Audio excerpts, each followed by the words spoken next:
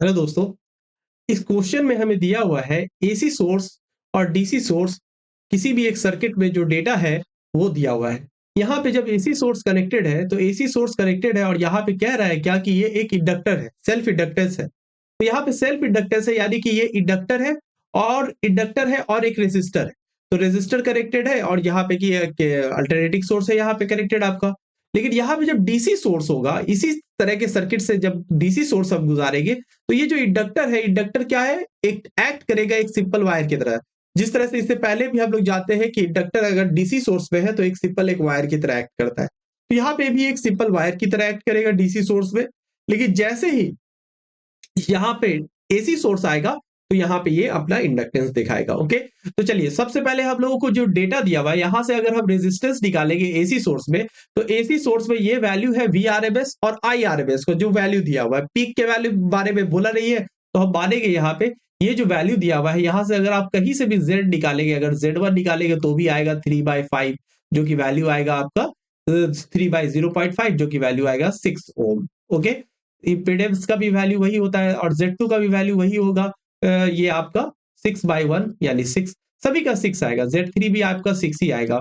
9/1.5 कीजिएगा तो भी आपका वैल्यू क्या आएगा, 6 आएगा। तो यानी इस सर्किट से हमारा इम्पीडेंस जो आ रहा है Z का वैल्यू है 6 ओम।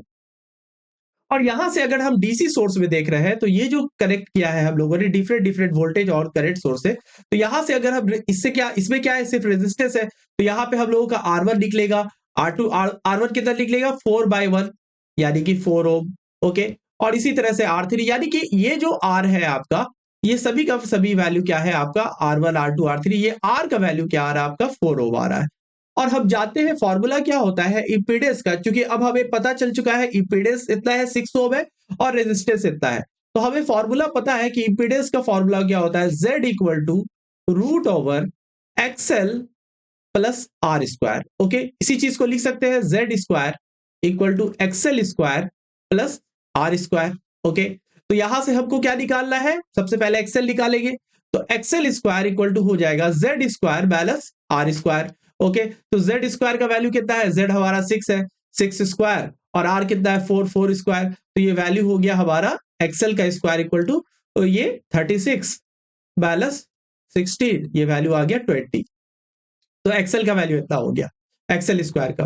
और एक्सएल का वैल्यू कितना आएगा रूट ओवर 20। रूट ओवर 20 को अगर निकालेंगे तो 4 इंटू 5 होता है 2 रूट 5, हम लोग इसको लिख सकते हैं। और एक्सएल होता क्या है, एक्सएल होता है, एक्सएल इक्वल टू क्या होता है ओमेगा एल, और हमें क्या चाहिए, एल चाहिए। और ओमेगा क्या है, ओमेगा यहाँ पे ये फ्रीक्वेंसी ये दिया हुआ है, फ्रीक्वेंसी यानी कि एफ दिया हुआ है। तो हमें पता है ओमेगा, ओमेगा इक्वल टू क्या होता है 2πf फ्रीक्वेंसी होता है। तो एक्सएल हम लोग लिख सकते हैं, एक्सएल इक्वल टू कितना हो जाएगा आपका ओमेगा इंटू एल।